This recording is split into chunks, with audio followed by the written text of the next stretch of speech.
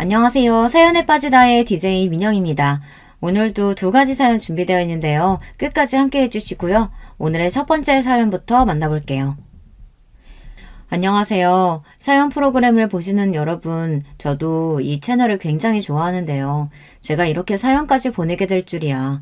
뭔가 새롭기도 하고 긴장도 되고 떨리는 것 같아요. 오늘 드릴 얘기는 누군가에게는 불편할 수도 있지만 저는 용기를 내어 이야기를 해보려고 해요. 다들 학창시절을 생각하면 어떤 추억이 먼저 떠오르시나요? 저는 사실 좋은 추억들이 없다 보니 예전 생각만 하면 마음이 아직도 답답하고 힘든 건 어쩔 수 없는 것 같아요. 요즘에는 학교 폭력이 많이 알려지기 시작하면서 예방을 위해서 지원이 되는 부분들이 늘어났다고 하지만 제가 학교를 다닐 때만 해도 괴롭히는 친구들이 꽤나 많았거든요. 사실 왕따라고 해서 단순히 같이 안 다녀주고 그런 게 아니라 정도가 지나치다 보니 나중에는 갈취와 협박으로 이어지는 게 싫었어요. 뒤에서 흉을 보는 것을 떠나서 인격적으로도 저를 깎아내리는 경우가 많았기 때문에 그만큼 힘든 시간이 될 수밖에 없었죠. 제가 심한 따돌림을 당했던 이유 중 하나는 제가 부탁을 들어주지 않아서였는데요. 정말 사소한 거였는데 이럴 줄 알았으면 그냥 부탁을 들어줄 걸 그랬나 싶을 정도로 집요하게 저를 괴롭히더라고요. 어떻게 보면 부탁은 핑계고 그냥 저를 괴롭히고 싶었던 건 아닌가라는 생각이 들기도 했어요. 괴롭힘이 심해지다 보니 학창시절 내내 좋은 추억은 없습니다. 특히 이동 수업이나 수련회에 갈 때는 같이 다닐 친구가 없어서 오히려 움츠러들고 저도 모르게 소극적인 성격으로 변하게 되더라고요. 예전에는 이러진 않았던 것 같은데 고등학교 1학년 후반 때부터는 거의 끌려다니는 일이 많아져서 말도 잘 안 하게 되었어요. 미안, 오늘은 이것밖에 못 가져왔어. 아니, 내가 오늘까지 모아오라고 얘기했는데 그걸 아직도 못 치웠다고? 아, 그러고 보니 너희 집 거진데 내가 너무 무리한 걸 요구했나? 어? 미안해. 오늘은 화장실 2시간 당첨. 그 안에서 심심할 테니까 내 숙제나 좀 대신해줘. 너희 집은 돈도 없어서 학원도 못 다니는데 이렇게라도 좀 배워야 되지 않겠어? 이렇게 친구 챙기는 사람이 어딨냐? 나한테 고마워해라. 돈을 모아오라고 하는 것은 물론 조금이라도 마음에 들지 않으면 화장실에 가둔 뒤에 숙제를 시키거나 혹은 부모님까지 들먹이며 이야기하는 것을 듣다 보니 눈을 뜨면 학교에 가야 된다는 사실이 너무 싫어서 안 좋은 생각을 했던 적도 있었어요. 괴롭힘의 정도가 심해지면서 학교에 가면 책을 뺏는 것은 물론 저와 어울리는 친구들도 같이 괴롭히더라고요. 자, 이제부터 김지원이랑 말하거나 같이 다니는 친구들은 똑같이 찐짜 되고 싶다고 이해하겠다. 알아듣겠지? 다들 대답한 걸로 알고 내일 보자. 안녕. 피해를 주고 싶지 않아서 혼자 다니기도 했는데 주변 친구들도 나중에는 점점 더 제 주변에는 아무도 오지 않더라고요. 그래서 이동 수업이나 체육 수업 때는 아프다는 핑계로 교실에 있어야 했고 그럴 때는 괜히 저를 도둑으로 몰고 가서 그마저도 할 수 없게 되었어요. 선생님, 제 지갑이 사라졌어요. 오늘 교실에 남아있던 애가 김지연인데 혹시 가방 한 번만 볼 수 없을까요? 난 그런 적 없어. 선생님 아시잖아요. 전 보건실에 있다가 돌아왔는데 그 사이에 제가 지갑을 훔쳤다고요? 그래도 혼자 있었던 사람이 너뿐이니까 잠시 확인하도록 하자. 지연이뿐만 아니라 모두 가방 열어. 아니나 다를까 제 가방에서 A의 지갑이 나왔고 그때는 부모님까지 소환이 되었어요. 제가 하지 않았던 일들이 제가 한 짓이 되어버리고 더 이상 제가 아니라고 이야기를 해도 들어주는 사람이 없더라고요. 부모님께서도 제가 학교에서 어떻게 지내는지 아시는 게 아니라서 그런지 오히려 저를 다그치셨어요. 괴롭힘은 갈수록 심해지기 시작했고 나중에는 학교 이외에 다른 곳도 데리고 다니면서 괴롭히기 시작했어요. 노래방에서 노래를 해보라고 시켰고 재밌지 않으면 보이지 않는 부분을 찾아서 때리기까지 하니 정말 힘들더라고요. 때리는 것도 심하게 때리는 게 아니라 장난치듯이 머리를 툭툭 친다든지 혹은 발을 건다든지 그런 걸로 괴롭히니까 괜히 학교에 가면 긴장이 되기도 했어요. 학교에 가는 순간부터 집에 돌아오는 시간까지 하루 종일 감옥에 있는 듯한 느낌이 들었는데요. 저를 도와주려는 친구들도 없진 않았지만 절 조금이라도 도와주는 친구가 있다면 그 친구들까지 괴롭히는 게 싫어서 저도 다른 친구를 피하게 되기도 했고요. 그때 당시 선생님들은 어떻게 했냐고 물어보실 수 있는데요. 사실 절 괴롭히던 친구가 어느 정도 재력이 있었고 부모님이 잘 나가시는 분이시라 자연스럽게 묵살이 될 수밖에 없었는데요. 저희 부모님도 어떻게 손 쓸 수 있는 게 아닌 상황이라 제가 말을 하지 않았던 것도 있어서 아무런 해결이 되지 않았어요. 고등학교 시절 내내 저에게는 지옥과 같았다고 볼 수 있어요.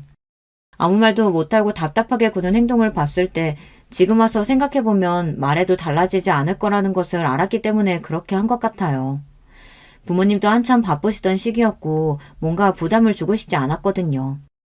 그동안 힘든 점도 많고 고등학교 3학년 때는 거의 저에게 말을 거는 친구도 없을 뿐더러 그림자처럼 다른 친구들을 따라다니면서 심부름만 하다 보니 저도 제 자존감이 낮아질 대로 낮아졌던 것 같아요.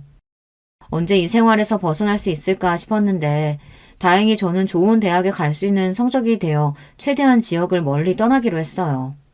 그게 이 상황을 벗어날 수 있는 방법이라고 생각했거든요. 저희 학교가 지방에 있던 곳이라 그런지 멀리 가면 저를 더 찾을 수 없을 것이고 어차피 저 말고 괴롭히던 친구들은 성적이 되지 않아 올 수가 없는 곳이거든요. 밖에서 마주치는 것조차 싫고 성인이 되고 나서는 해방이 될 수 있을 거라는 희망을 가지고 공부를 했던 만큼 다행히 제가 원하던 대학에 들어가서 더 이상 얼굴을 마주할 일이 없어졌어요. 제가 가장 어이없었던 것은 아무 일 없다는 듯이 저에게 마지막 인사를 했던 졸업식 날이 기억이 나는데요. 그날도 대충 사진을 찍고 가려고 했는데 저희 부모님께 세상 친한 친구인 척처럼 행실을 하는 것을 보니 진짜 역겹더라고요. 야, 이번에 대학 멀리 간다면서? 혹시 나 보기 싫어서 그런 거야? 아쉽다. 같은 대학 갔으면 자주 만날 수 있었을 텐데. 마지막인데 같이 사진이라도 찍자. 너가 나랑 사진을 왜? 왜? 싫어?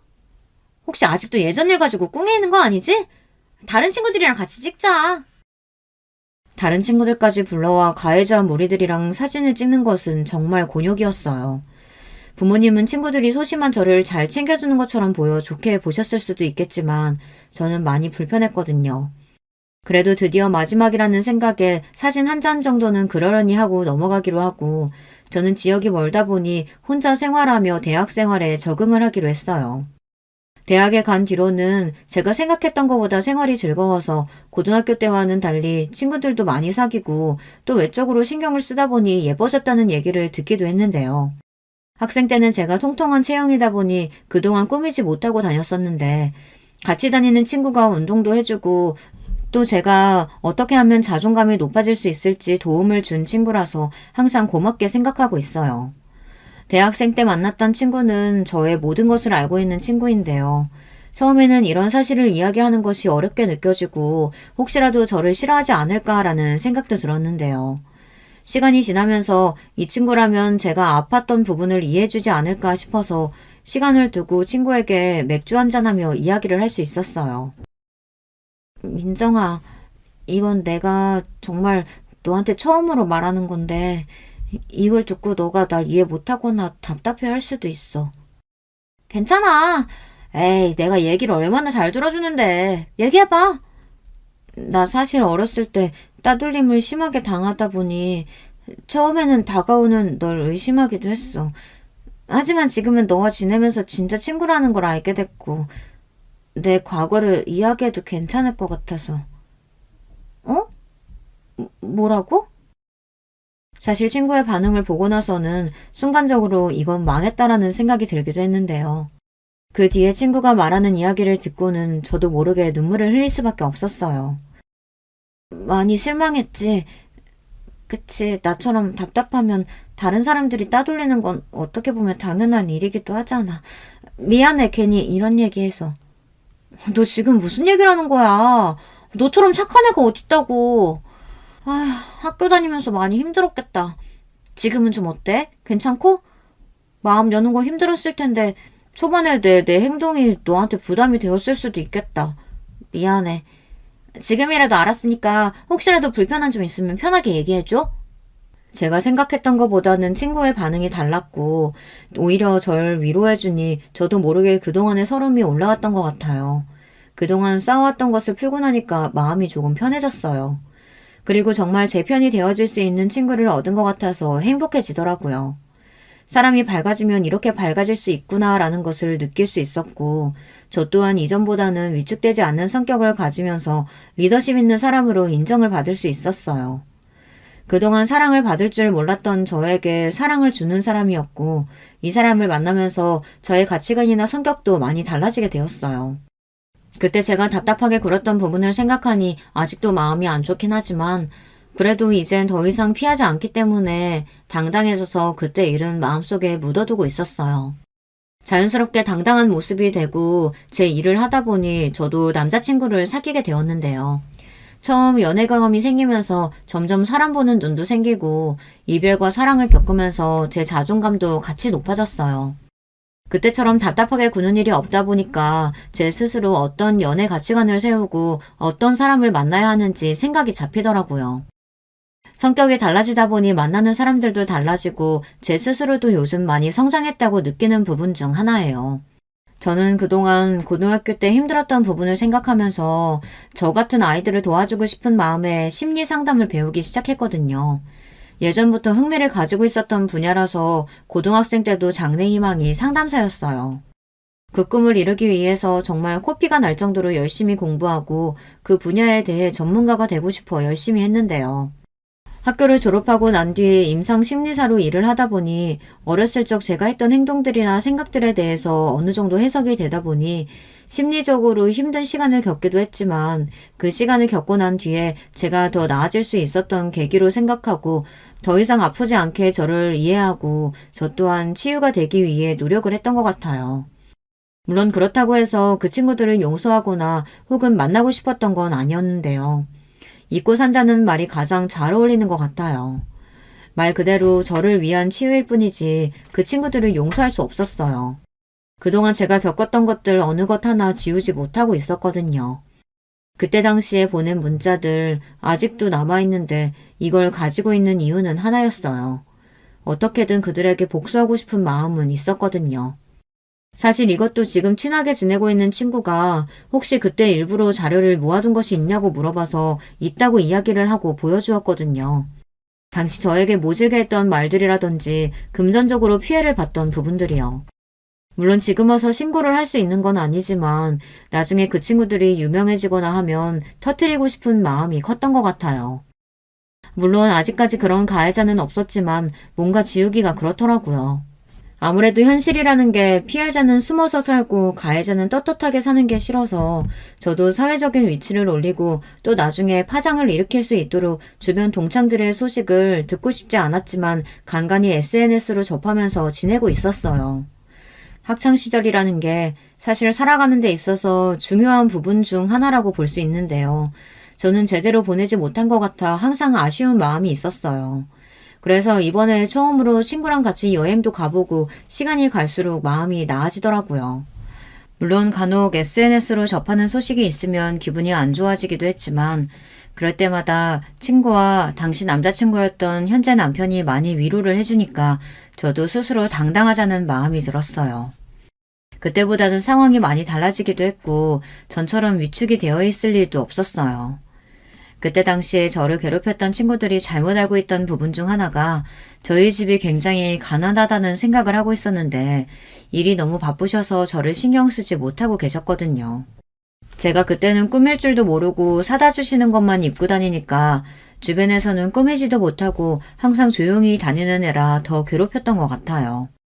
하지만 지금은 제 스스로도 자존감이 높아졌다는 것을 느끼고 있기 때문에 다시 만나도 그 친구들이 더 놀라지 않을까 싶었어요. 아무쪼록 지금은 제 편도 많아지고 전이랑은 확실히 다른 삶을 살고 있어서 제가 못할 줄 알았던 여행도 가보고 누군가에게 맞춰서 사는 삶이 아니라 저를 위한 생활을 하고 있어 좋더라고요. 학생 때는 눈치 보기 바빴는데 지금은 하고 싶은 말을 하면서 지내다 보니 주변에서도 이미지가 좋아졌어요. 얼마 전에는 부모님께 이런 사실을 털어놓기도 했는데 도움이 필요하면 얼마든지 이야기하라며 못 알아줘서 미안하다고 이야기를 하셨어요. 모든 사람들에게 위로를 받고 제 상처를 치료하다 보니 저도 저와 같은 학교폭력으로 힘들어하는 친구들에게 진심으로 다가갈 수 있었어요. 저도 힘든 시간을 보내긴 했지만 요즘 아이들은 더 심한 것 같더라고요. 이 정도면 정말 어떻게 교육을 받았나 싶을 정도로 도가 지나치다 보니 저와 같은 상처가 있는 친구들에게 다가가다 보니 저처럼 회복을 하는 친구들도 있어서 일에 대한 만족도도 높은 편이에요. 아무쪼록 계속 경력을 쌓아오다 보니 저도 나이가 차고 센터까지 열게 되면서 지역 내에서는 꽤 유명한 위치에 올라가게 되었어요. 그리고 대학교 3학년 때부터 쭉 만나고 있었던 남자친구랑 결혼까지 하게 되면서 행복한 나날을 보낼 수 있었는데요. 평소처럼 지내고 있는데 그날은 모르는 전화번호로 연락이 왔던 날이었어요. 저는 그 전화를 받자마자 온몸에 소름이 돋을 수밖에 없었는데요. 듣자마자 저는 알 수 있었어요. 학창시절 저를 유독 괴롭혔던 동창생 A더라고요. 몇 년이 지났지만 목소리를 듣자마자 저도 모르게 경직이 되었는데 아무런 일 없듯이 이야기하는 걸 듣고 있으니 그동안 제가 고생했던 건 뭔가 싶고 화가 나서 참을 수가 없었어요. 여보세요? 김지윤 핸드폰 맞죠? 네, 맞는데 혹시 혹시 애인이? 기억하는구나. 오랜만이다. 잘 지냈지? 뻔뻔하게 인사를 해오는 아이의 목소리에 화가 나긴 했지만 왜 연락을 해온 것인지 궁금해서 물어봤어요. 아마 제 마음 한편에는 사과를 바라고 있었는지도 모르겠네요. 하지만 제가 생각했던 것과는 다른 대화가 흘러갔어요. 다른 게 아니라 이번에 우리 동창회 하는데 오랜만에 얼굴 좀 보면 좋을 것 같아서 대학 간 이후로 한 번도 못 봤지 아마? 졸업하고 잘 산다는 얘기는 들은 것 같은데 혹시 나 때문에 안 오는 건 아니지? 우리 그때는 너무 어렸잖아. 아, 어려서 그때 일을 잘 기억을 못하는가 보다. 그래, 동창회? 언젠데? 날짜 알려주면 갈게. 역시 너 쿨할 줄 알았어. 그때 일 마음에 담아두고 있는 건 아니지? 나 그럼 너무 속상할 것 같은데. 우리 이번에 만나서 서로 서운한 거 있으면 다 풀자. 어때? 서운한 거라. 그래, 일단 만나서 얘기하자. 그럼 내가 애들한테도 미리 얘기해둘게. 그날 보자. 태연하게 통화하는 것을 듣고 나니 속이 너무 안 좋아서 점심 먹은 것들을 그대로 개어내고 얼굴 표정도 안 좋으니 직원들도 저를 살피고 괜찮다고 이야기하긴 했지만 사실 괜찮은 척을 했던 것 같아요. 아무리 시간이 지나도 다 나아지지 않는 부분인 것 같더라고요. 그동안 마인드 컨트롤을 잘하고 있었는데 뭔가 한순간에 무너진 느낌이 들어서 집에 들어가기 전 대학 때 만난 친한 친구들을 만나고 들어가기로 했어요. 사실 간다고 이야기를 하긴 했지만 정말 가서도 당당하게 있을 수 있을까 싶었어요. 막상 동창회 연락을 받으니까 불안한 마음도 들고 트라우마처럼 그때의 감정이 올라오니까 감정을 다시 잡기가 어려웠어요. 제 마음을 공감해줄 친구를 부르고 난 뒤 집 근처 맥주집에서 오늘 있었던 일을 이야기해 주었는데요. 제 이야기를 들은 친구가 제가 생각했던 답변이 아니라 저에게 이런 이야기를 하더라고요. 무슨 일이 있길래 이렇게 안색이 안 좋아? 진짜 큰일이라도 난 거야? 내가 예전에 이야기했던 학창시절 얘기 기억나? 그럼 당연하지. 너 그동안 얼마나 힘들었을지. 아무튼 몇 년이나 지났는데 괴롭힘 정도가 너무 심하니까 나도 계속 기억에 남아있더라고. 혹시 다시 그때 일 때문에 힘든 거야? 그래서 너 상담한다고 했을 때 살짝 걱정됐었는데. 그런 건 아니고 오히려 반대야. 난 이 일을 하면서 나처럼 힘들어했던 친구들에게 희망 주는 것이 좋더라고. 그럼 뭐 때문에 그런 거야? 왜 이렇게 망설여? 사람 불안하게. 다른 건 아니고 그때 학폭 주도자였던 동창생 A한테서 연락이 왔어. 뭐? 걔 진짜 미친 거 아니냐? 이제 와서 사과라도 하겠대? 아니 그런 건 아니고 오히려 동창회 올 거냐고 물어보더라. 제 이야기를 들은 친구는 앞에 있던 맥주를 들이키면서 답답하다는 듯이 가슴을 치기도 했지만 곧이어 저에게 이런 제안을 해주더라고요. 근데 잘 들어봐. 너는 그때 당시에 너가 아니잖아. 오히려 지금은 당당하고 성공한 인생인데 안 가는 것도 좀 이상하긴 해. 가서 떵떵거리고 오면 되잖아. 아직까지 그럴 용기가 안 나기도 하고 사실 가는 게 맞나 싶기도 해. 바보 같다고 생각할 수도 있지만 전화 받고 욕 한마디 못하고 끊었거든. 그렇다면 더더욱 가야지. 잘 들어봐. 그 친구들은 어떻게 살고 있는지 모르겠지만 너는 든든한 친한 친구와 또 남편이 있잖아. 그리고 남편도 성공한 사람이고 이 정도면 가서 자랑할 만하지 않아? 친구의 이야기를 들어보니까 그렇더라고요. 제가 괜히 피할 이유도 없을 것 같고 또 힘든 시기를 겪긴 했지만 그때보다 훨씬 성숙한 모습으로 살아가고 있으니 말이에요. 여러분들이라면 어떻게 하실 것 같으세요? 초반에는 망설이긴 했지만 친구의 말을 들어보니까 오히려 괜찮은 방법인 것 같았어요. 뭔가 제가 할 수 있는 복수 방법을 찾은 것 같은 느낌이라고 해야 할까요? 그래서 친구랑 같이 이야기를 나누면서 어떻게 하면 제가 시원하게 한 방을 날려줄 수 있을지에 대해서 생각을 해봤어요. 일단 제 스펙을 두고 봤을 때 어디 뒤떨어질 게 아니다 보니까 괜찮다고 느껴졌는데 뭔가 보여지는 부분이 있어야 할 것 같더라고요. 그래서 어떤 방식이 좋을지 생각해보니까 항상 그 친구들은 금전적 그리고 사회적인 위치에 대해서 신경을 쓰는 모습을 봤기 때문에 남편에게도 이 이야기를 전하기로 했어요. 자기야, 사실 오늘 오후에 A한테서 연락이 왔는데. 뭐? 학창시절에 그렇게 괴롭혀놓고 무슨 낯짝으로 연락을 했대? 다른 건 아니고 동창회가 있다면서 전화를 했더라고. 번호는 계속 내가 안 바꾸다 보니까 그냥 한 번이라도 바꿀 거 그랬어. 그게 자기 탓은 아니지. 그럼 어떻게 하고 싶어? 불편하면 가지 않아도 되잖아. 오늘 친구 만나서 얘기해봤는데 사실 무섭긴 하지만 더 이상 피하고 싶진 않은 것 같아. 계속 피해 다니기엔 그때 나와 똑같은 것 같아서 당당하게 가고 싶어. 자기만 괜찮다면 가는 것도 괜찮지만 걱정되니까. 아니면 나도 같이 가줄까? 그리고 그때 저는 알 수 있었어요. 아, 이 방법이라면 그 녀석들을 골탕 먹일 수 있겠다는 생각이 들었거든요. 이렇게 말하긴 부끄럽지만 남편이 꽤 능력이 좋은 편이라서 그런지 좋은 집, 좋은 차는 물론 주변에서 보기에도 잘 산다는 느낌이 들기도 하고 잘생긴 편이거든요. 아마 그 친구들은 제가 이런 남편을 얻을 것이라고는 생각도 못했을 거예요. 얼마나 놀란 모습으로 보일지 저도 모르게 기대가 되더라고요. 이전에 느꼈던 긴장감과는 달리 복수를 할 마음에 그날만을 기다렸던 것 같아요. 사실 남편에게까지 부탁을 해서 도움을 요청할 생각은 없었는데 이왕 이렇게 된 거 제대로 배가 아프게 해주자는 생각으로 SNS를 통해서 그 친구들이 어떻게 살고 있는지 살펴보기 시작했어요. 친구도 돕겠다고 해서 이번에 같이 알아보는데 생각보다 못 사는 친구도 있고 제가 가장 복수를 하고 싶었던 동창생 A는 생각보다 사회적으로 영향력이 있는 인플루언서였어요. 어느 정도 예상했던 부분이었던 게 학생 때부터 예쁘고 키가 커서 비율이 좋은 애였거든요. 그래서 연습생 생활도 잠깐 했었던 것 같고 오히려 영향력 있는 사람이 되었다는 것이 좋았던 이유는 그만큼 파급력이 클 것 같았거든요. 그래서 남은 3달 동안에는 어떻게 바닥으로 끌어내릴 수 있을지에 대해서 바로 계획을 세우기 시작했어요. 사실 마음 한편으로는 이게 맞는 건가 싶었는데 제 어린 시절을 생각해보면 뻔뻔하게 연락을 해왔던 부분에 대해서 이해가 가지 않았고 더 이상 그 친구를 생각할 필요가 없다는 생각이 들었죠.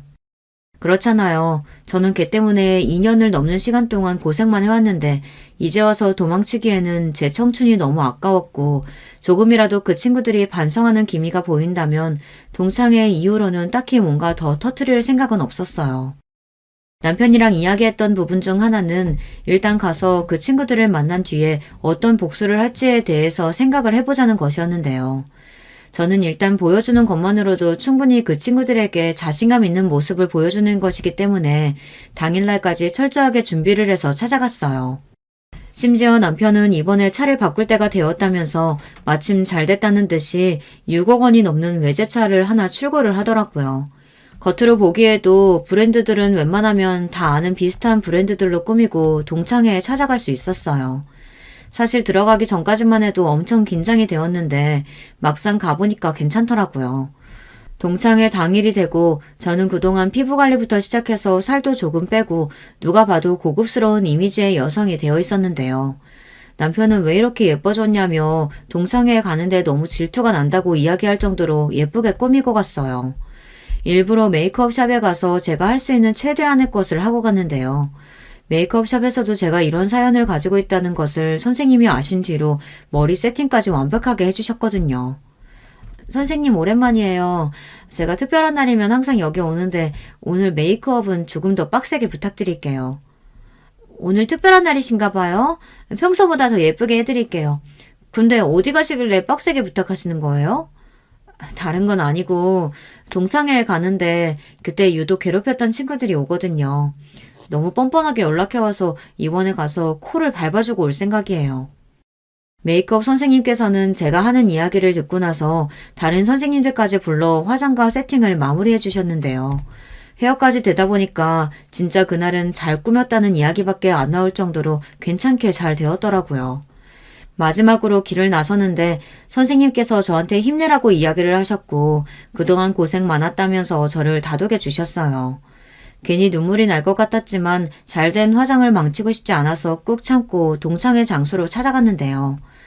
들어가기 전까지 긴장이 되긴 했지만 당당한 모습으로 내부에 들어가고 보니 이미 많은 친구들이 와 있었어요.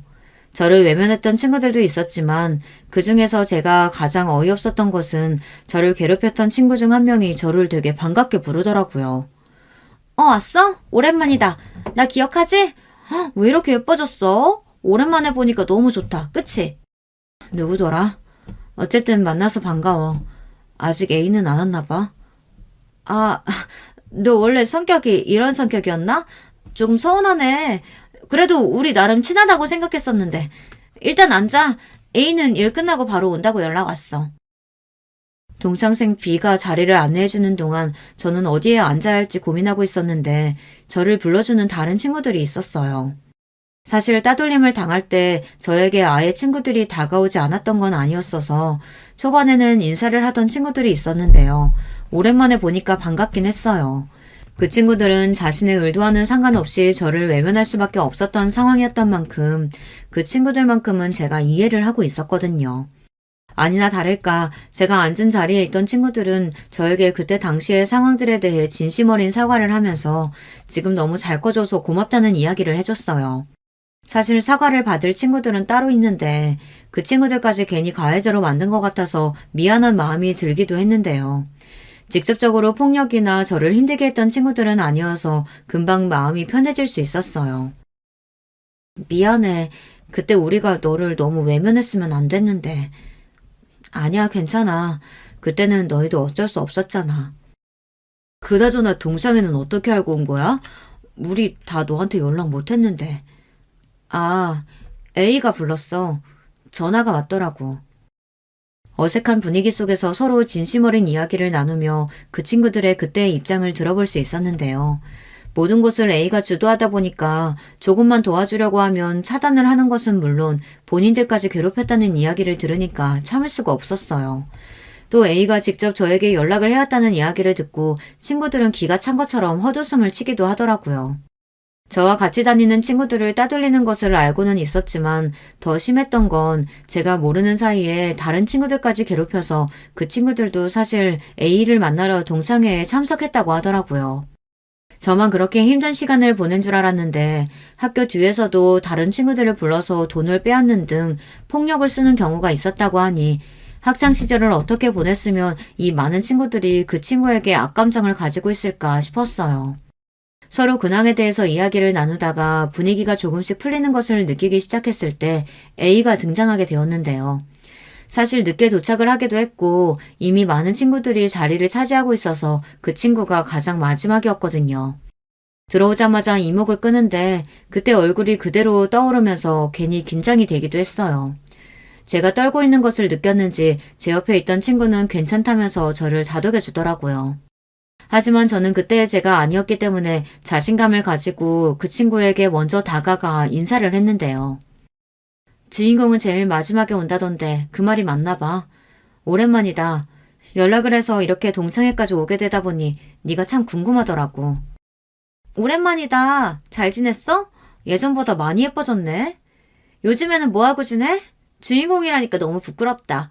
일단 앉아서 얘기할까? 뻔뻔하게 저를 대하는 태도가 당황스럽긴 했지만 저도 평정심을 유지한 채 그 친구에게 이야기를 해주었는데요. 그렇게 나를 괴롭혀놓고선 성인이 되어서 이렇게 아무렇지 않게 나한테 연락을 할 줄은 몰랐어. 철판을 얼굴에 깔면 이렇게 되는 건가? 너 지금 다 지난 일 가지고 이렇게 따지려고 나한테 온 거였어? 다른 친구들도 마찬가지겠지만 사실 그때 우리가 너무 어렸잖아. 그래서 잘 기억이 나지도 않고 만약 내가 너한테 그런 짓을 해서 많이 힘들었다면 사과할게. 그래, 얘가 사과한다는데 받아줘. 우리 이제 다 컸고 그때 당시의 일들은 잊을 때가 되지 않았나? A와 함께 다녔던 동창생 무리들이 B의 말에 동의하면서 잊었던 일들인데 왜 이제 와서 꺼내냐면서 저한테 이야기를 하더라고요. 참을 수 없는 분노가 치밀었고 저도 답답한 마음에 앞에 있던 맥주를 원샷하면서 한마디를 날렸어요. 어떻게 그게 잊혀지겠어? 너희가 직접 당해봐야지 알겠지. 이런 마음들을 나만 피해자는 아닌 것 같고 와서 들어보니까 너네 꽤나 유명했더라. 아직까지 그러고 살고 있나 싶어서 궁금했는데 지금 사는 꼴 보니까 뭐 비슷한 것 같은데 말하는 태도를 보니까 그때와 달라진 게 하나도 없네. 너 말 다 했어? 내 남편이 누군 줄 알아? 너 같은 거는 지금 여기서 한마디로 그냥 끝내버릴 수도 있어. 그때 우정 생각해서 동창회에 불러줬던 건데 은혜도 모르고 지금 와서 괴롭혔으니까 사과라도 하라고 지금 시위하는 거야? 적어도 너가 나한테 미안한 감정이 있었다면 그렇게 연락을 했었어는 안 됐지. 연락은커녕 이렇게 뻔뻔하게 나오는 건 네가 그때 당시에 잘못했다는 걸 전혀 인식을 하지 못하는 것 같은데. 남편도 알고 있어? 네가 이전에 학교 폭력자였다는 거? 학교 폭력자라니.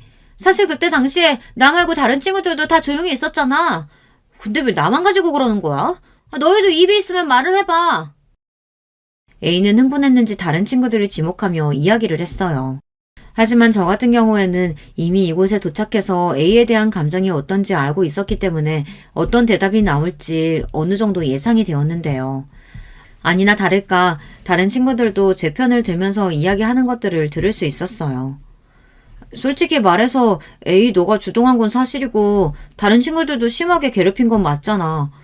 단순히 욕하고 피하는 것뿐만이 아니라 너희들은 물리적으로도 폭력적으로도 많이 괴롭혔기 때문에 우리는 다 기억하고 있어. 맞아. 너도 사과할 부분은 해야지. 우리가 나이가 몇인데 이러고 있어. 설마 너 그때 우리한테 한 말 기억 안 나는 건 아니겠지? 네가 지은이랑 놀면 같이 따돌리겠다고 협박했었잖아. 동창회 안에서 하나둘씩 시작된 발언 덕분에 A는 금방 궁지에 몰리게 되었는데요. 하나같이 나한테 따지려고 드는 것 같은데 그럼 그때 당시에 얘기했어야지 왜 10년이나 넘은 시간이 지난 뒤에야 나한테 이렇게 이야기하는 거야? 모두 그때 당시에는 많이 어렸고 네가 적어도 사과는 할 줄 알았겠지. 여기까지 와서 네가 이렇게 당당하게 나올 줄은 누가 알았겠어. 요즘 학폭 가해자들은 다 당당하게 산다더니 너 또한 마찬가지였구나. 내가 버렸던 그때 시절들을 너가 보상이라도 해줄 거야? 계속된 A의 주장에 답답했던 저는 그동안 제가 참았던 만큼 제대로 얘기를 하고 돌아올 수 있었는데요. 마지막까지 한마디 날려주고 나가려는데 타이밍 좋게 저에게 찾아온 남편 덕분에 그 친구의 코를 납작하게 밟아줄 수 있었어요. 앞서 말했던 남편이 능력도 되고 키도 좀 큰 편이라 사람들의 이목을 끌기엔 딱이거든요. 얼굴도 잘생겼다 보니까 자연스럽게 동창회에 있던 사람들이 다 남편을 쳐다보다가 남편이 저에게로 다가오니 다른 친구들도 꽤 놀란 눈치였어요. 남편은 자연스럽게 제 어깨에 손을 감싸면서 이제 나가자면서 이야기를 해주더라고요.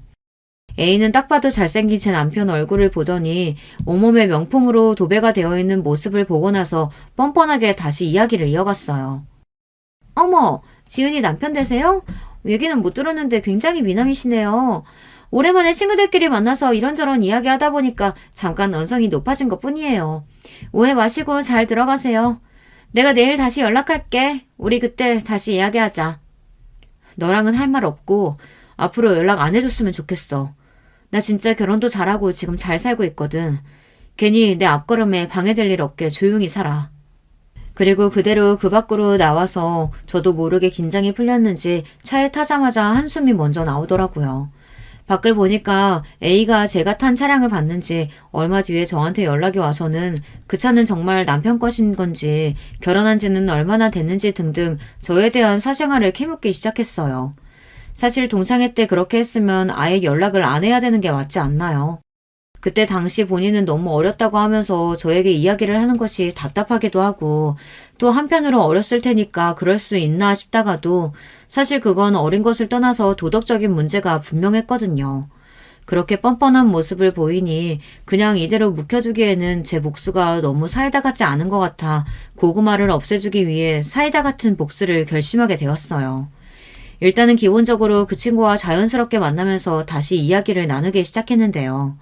처음에는 이게 너무 싫었는데 제가 증거를 모아야 되다 보니까 자연스럽게 만남을 가지게 되었고 그 친구는 제 재산이라든지 남편에 대한 정보만 엄청 궁금해 하더라고요. 심지어 남편의 직업은 무엇인지에 대해서 물어보고 같이 셋이서 술 한잔 하자는 이야기까지 나왔는데 딱 봐도 어떻게 할 것처럼 말을 하는 거 보니 아직도 제가 본인 밑에 있다고 생각을 하는 것 같았어요. 뻔뻔한 태도 때문에 이렇게 지낼 수 없을 것 같다는 생각이 들어서 일단 남편에게 친구를 소개시켜주라고 이야기를 했어요. 그동안 네가 어려서 잘 몰랐다고 하니까 이번엔 그냥 내가 넘어가도록 할게. 네가 말했듯이 우린 어른이잖아. 아, 그리고 지금 근처에 남편이랑 남편 친구 있는데 혹시 괜찮다면 만날래? 전에 네가 남편 보고 싶다고 했잖아. 그럴까? 그때도 궁금한 거 못 물어봤었는데. 친구분까지 계시다니 딱이다. 자연스럽게 미끼를 물었던 친구는 좋다면서 제 친구와 남편 친구를 함께 만나기로 했는데요. 이번엔 제가 판을 짜면서 남편 친구에게도 부탁을 하다 보니 수월하게 상황이 만들어질 수 있었어요. 사실 남편이랑 이런 부분에 대해서 이야기를 할 때 어떻게 복수를 하는 게 가장 좋을까 싶었는데 제 소중한 학창시절을 뺏어간 만큼 저도 그 친구가 소중하다고 느끼는 게 있으면 뺏고 싶었거든요. 그래서 남편 친구를 소개해준 다음에 그 친구의 학폭을 그대로 터뜨릴 생각이었어요. 이건 남편 친구도 알고 있던 부분이었기에 충분히 조율이 된 상황이라는 것을 알아주셨으면 좋겠는데요. 제가 너무 나빠 보일 수 있지만 사실 이렇게까지 하지 않으면 제대로 복수가 되지 않을 것 같았거든요. 두어 번 정도 친구를 만나게 하고 남편 친구에게도 연락을 드려봤는데 그렇게 큰 호감을 가지고 있진 않지만 일단은 진지하게 만남을 가져볼까 고민하고 그 친구에게 언급을 했다고 해요. 그 뒤로는 자연스럽게 저희 넷이서 식사를 할 수 있는 자리를 마련해서 그때 바로 터뜨릴 수 있었어요. 두 분이 고등학교 동창이라고 들었는데 이렇게 소개시켜 주실 정도면 꽤 많이 친하셨나 봐요. 그럼요. 저희는 둘도 없는 친구 사이였는데 이렇게 어른이 돼서 다시 만나서 얼마나 다행인지 몰라요. 저희가 학업 때문에 바빠서 연락을 서로 잘 못했거든요. 그치? 그치. 너는 친한 친구 사이에 숙제 심부름은 물론 돈도 모아오라고 이야기하잖아. 나는 지금은 그렇게 못하겠더라고. 뭐 그때는 어릴 때니까 네가 말한 대로 그냥 잊고 살긴 하는데 우리가 진짜 친한 사이는 맞았나? 야, 왜 그래? 술 많이 마셨어? 얘가 하는 얘기 그냥 흘려 들으세요. 역시나 제가 생각했던 대로 A는 뻔뻔함을 그대로 보여주었고 남편 친구는 당황을 많이 한 것 같았어요. 이렇게까지 뻔뻔할 줄은 몰랐겠죠. 그날은 어물쩡하게 자리가 정리되고 그 다음 친구에게 연락이 왔는데요. 너 일부러 그런 거지? 왜 괜히 학창시절 얘기 꺼내서 그분이랑 어색하게 만들어? 이번에 나 도와주는 거 아니었어? 내가 널 위해서 이렇게까지 자리를 만들어줄 거라고 생각한 거야? 너 진짜 하나만 생각하고 둘은 모르는구나. 요즘에 누가 학폭 가해자를 만나고 싶어 하겠어. 나중에 문제될까봐 싶어 나는 이야기해준 것뿐이야. 이거 완전 미친 또라이 아니야. 지금 나한테 복수하겠다고 이렇게까지 한 거야? 야, 너는 나랑 별반 다를 게 하나도 없잖아. 너도 내가 괴롭혔던 이유로 지금 똑같이 나 괴롭히는 거 아니야. 다르지. 나는 적어도 이유라도 있지만 넌 이유 없이 친구들을 괴롭히는 사람이었잖아. 나 지금 통화 녹음 다 하고 있거든. 네가 지금까지 말했던 거 모든 애들한테 뿌려서 너 이미지 그대로 박살내줄 거야. 그 뒤로 단톡방에 올려서 그 친구에게 제대로 쪽을 주는 것은 물론 그 친구가 아니라고 해명을 하긴 했지만 본인은 그렇게까지 할 줄은 몰랐다며 본인이 지금 괜찮은 사람과 잘 되어가려고 하는데 그게 부러워서 이러는 거라고 피해자 코스프레를 했어요. 본인이 잘못한 건 맞지만 이렇게 어른이 되어서 본인에게 복수를 할 줄은 몰랐다고 이야기를 하며 저를 오히려 나쁜 사람으로 몰아가기 시작했는데요. 하지만 생각했던 것보다 카톡 반응은 달랐어요. 제발 그만 좀 하라며 아직도 어린애 같다고 이야기를 하는 친구들도 있었고 그때 당시 말을 하지 못했던 애들도 용기를 얻어서 이야기를 해주더라고요. 점점 방향은 제 쪽으로 기울었고 덕분에 그 친구는 단톡방에서 아예 퇴출이 되어버리고 말았는데요. 거기서 끝이 아니라 저는 SNS를 통해서 그 친구가 활동하는 계정을 다른 계정에 폭로하기로 했어요. 저는 그냥 있는 사실을 그대로 제보했을 뿐인데 다음날 A에게 엄청난 전화와 카톡이 오기 시작했어요. 뭐 저는 피할 이유가 없으니 전화를 받았는데 받자마자 본인에게 어떻게 이럴 수 있냐면서 이야기를 하더라고요. 여보세요? 여보세요? 너 지금 태연하게 그런 얘기나 하고 있을 때야? 너 SNS에 제보한 거 너 맞지? 지금 너 때문에 광고부터 시작해서 다 난리 났는데 장난쳐? 그러게 그동안 잘 좀 살지 그랬어. 왜 괜한 사람 괴롭혀서 일을 이렇게까지 만드니? 솔직히 나만 그랬어? 왜 다른 애들은 안 건드리고 나한테만 지랄이야? 다들 이 부분에서 의아하실 수 있을 것 같은데 저는 복수 대상이 동창생이 A에서 중점이 되었던 건 맞지만 다른 친구들은 A 몰래 저에게 연락을 해와서 따로 건드리진 않았거든요. 왜냐하면 같이 다니던 무리 중에서 저희 엄마가 소속되어 있는 회사에 근무하는 친구가 있었는데 처음에는 그 친구에 대한 이야기를 할까 했는데 스스로 잘못을 뉘우치고 있다는 연락을 받았어요. 즉 동창생 A만 저에게 사과를 하지 않았고 동창회 때도 제가 무슨 결혼이야 저거 다 짭 아니야 했던 친구들도 조롱하던 모습은 온데간데 없고 오히려 스스로 미안하다며 이야기를 해주더라고요. A에 비하면 그 친구들은 딱히 잘못한 게 없었기 때문에 일이 그렇게 커지진 않았어요. 이렇게까지 하고 나니까 한편으로는 심했나 싶기도 한데 이미 저 말고 다른 피해자들도 나오기 시작해서 걷잡을 수 없이 그 친구에 대한 이미지가 바닥이 나기 시작했어요. 인플루언서다 보니까 팔로워도 많았고 그만큼 아는 사람들이 많았는데 결국에는 공개 사과문까지 올리더라고요. 통쾌하기도 하고 한편으로는 도움을 줬던 남편에게도 고맙고 요즘에는 센터 운영이 오히려 잘 돼서 그런지 더 바빠졌어요. 제가 신생을 공개하려고 했던 건 아니었는데 미용실 원장님부터 시작해서 다들 제 얘기를 많이 해주신 것 같더라고요. 저희 센터를 찾아오는 사람들도 늘었고 저는 학교폭력을 이겨낸 센터 선생님으로 모든 이들이 대단해하는 사람이 되었어요. 사실 저도 초반에는 힘들었던 부분들이 많다 보니까 중간에 포기하고자 하는 마음도 없진 않았거든요. 그런데 지금까지 이루어온 것들과 그리고 아직까지의 잘못을 뉘우치지 않고 행동하는 가해자들 때문에 더 참을 수 없었기 때문에 일을 다 터뜨려버리고 말았어요. 학교 폭력이라는 게 지금 센터에 오는 친구들을 보면서도 느끼지만 다른 친구들 괴롭히면 안 된다는 건 어떻게 보면 당연한 부분이잖아요. 이 부분을 제대로 알려줘야 하는데 가정 안에서 꼭 교육이 필요한 거라고 생각하거든요. 지금 와서 생각해보면 동창생 A도 그렇게까지 성격이 모나게 변하지 않을 수 있었을 텐데 그 부분을 생각하면 짠하기도 해요. 이건 제가 어느 정도 심리적으로 공부를 하다 보니 나중에는 이렇게 생각이 들긴 하더라고요. 그리고 그 일 이후 사과문을 올리고 나서는 알바를 하면서 살고 있다고 주변 친구들에게 이야기를 들을 수 있었는데요. 아마 기존에 다니고 있었던 회사와는 끝이 난 것 같더라고요. 오랜 기간 동안 힘든 시간이 있긴 했어도 지금은 후련하게 털어내고 잘 살고 있어요.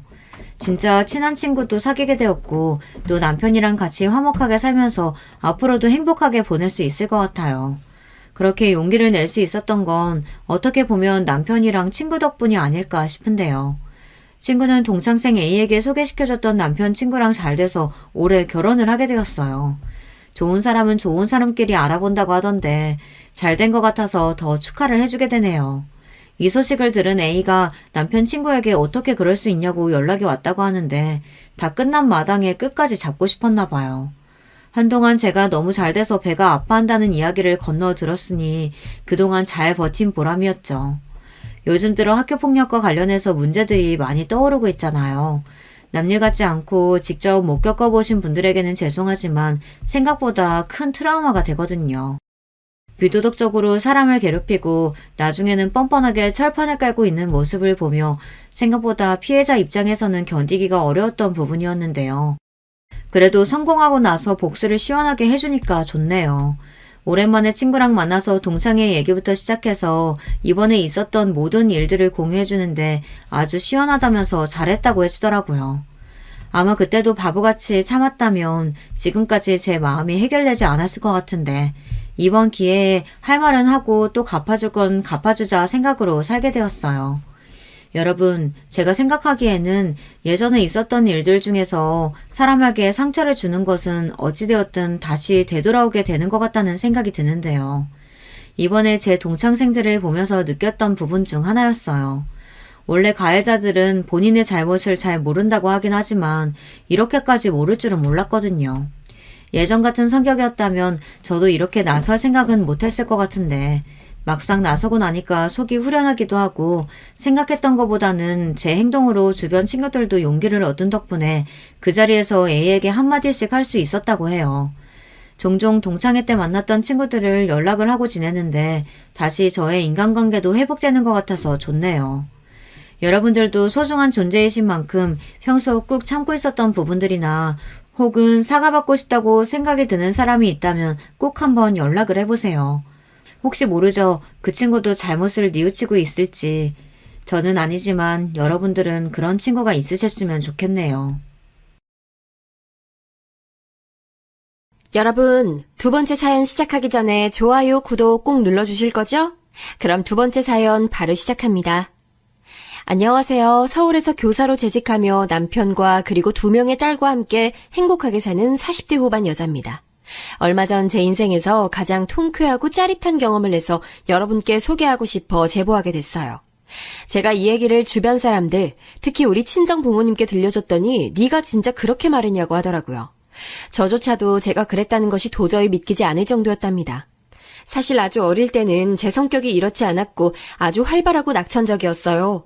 과거에 찍힌 사진만 봐도 항상 발랄하고 매우 활동적이고 역동적인 아이였고 친정 부모님과 친언니와 친오빠의 말을 들어봐도 확실히 밝은 아이였습니다. 저는 3남매 중 막내로 태어나 부모님과 언니, 오빠의 사랑을 아주 듬뿍 받고 자랐거든요. 나이 차이도 꽤 나는 편이라 특히 언니의 사랑을 독차지했습니다. 언니가 제가 여자 동생이라는 이유로 편애했던 기억이 생생해요. 어릴 때는 언니와 오빠가 밖에 놀러 가면 저도 데려가라고 떼쓰고 그러면 언니 오빠는 결국 저를 데리고 나가서 같이 놀아주곤 했죠. 부모님도 굉장히 자상하고 자식들에게 사랑을 많이 주시던 분들이라 어린 시절을 생각하면 아직도 입가에 미소가 지어질 정도로 행복했습니다. 그렇게 밝고 행복했던 시절의 성격이 그대로 자랐으면 얼마나 좋았을까요? 그 좋았던 추억은 약간의 위기를 맞게 됐는데 갑작스러운 아버지의 주재원 발령에 맞춰 우리 가족은 흩어지게 됐어요. 온 가족이 다 같이 움직였으면 그래도 조금은 괜찮았을 텐데 그러지 못했습니다. 아버지가 주재원 발령이 나며 자식들 교육에 대해 지원도 많이 해줘서 원래 처음에는 5명이 다 가기로 했었는데 출국하기 정확히 3주 전에 오빠가 갑자기 쓰러지게 됐어요. 그때 제 나이가 10살이었는데 아직도 그날 밤이 생생하게 기억납니다. 평범한 하루였고 저녁도 같이 맛있게 먹고 산책까지 하고 집에서 같이 언니 오빠와 놀다 잠이 들었는데 일어났더니 집에는 저 혼자 있었어요. 어린 마음에 무서워서 울고 있었는데 언니가 집에 들어오더라고요. 그런데 집에 오는 언니도 울며 상황을 설명해 줬습니다. 오빠가 새벽에 갑자기 발작을 일으켜 병원에 입원했다고 하며 언니는 그래도 저를 챙겨서 학교를 보냈어요.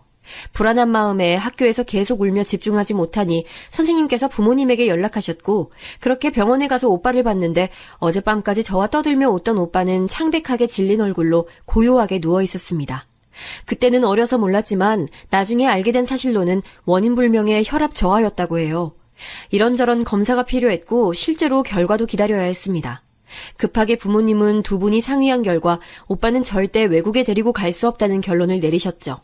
그렇다고 오빠만 한국에 두고 나머지 가족만 나갈 수도 없고 정말 많이 고민하셨다고 합니다.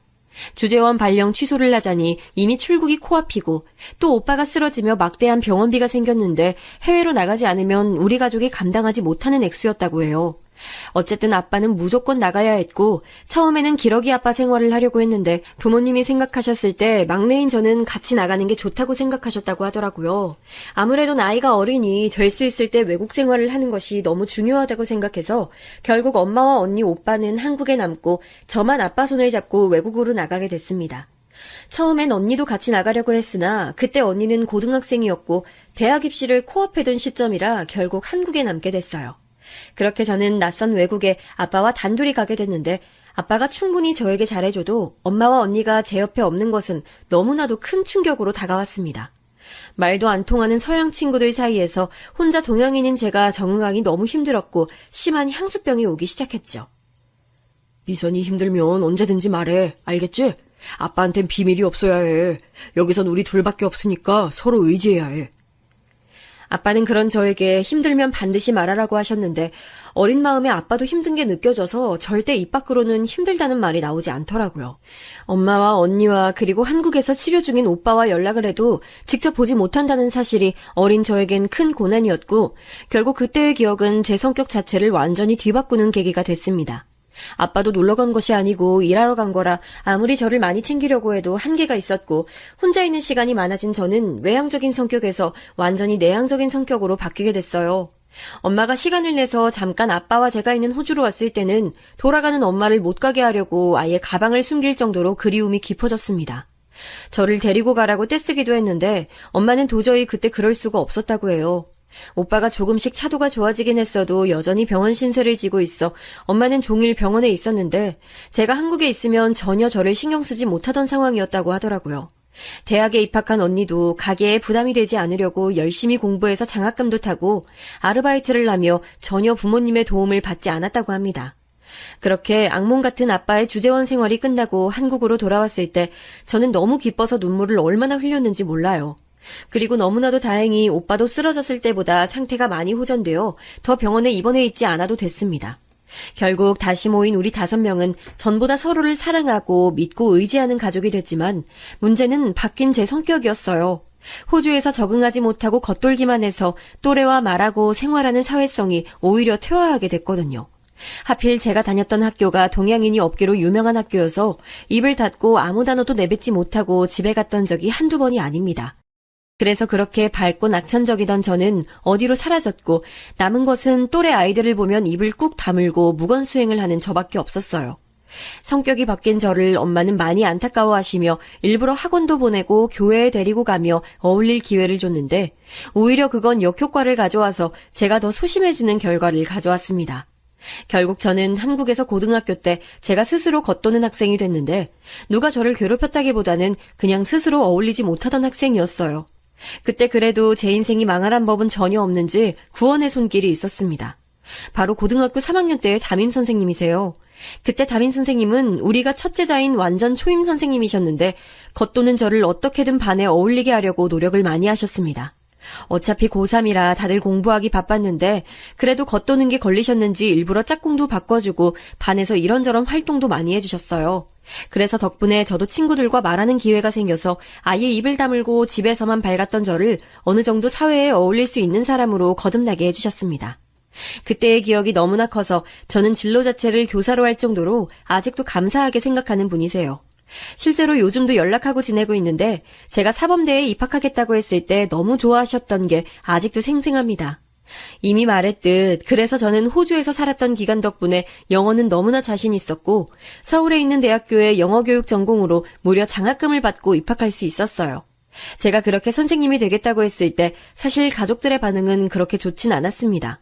제가 사회성이 부족하다고 생각했던 가족들은 오히려 우려하고 걱정하며 가능한 얘기냐고 물었죠.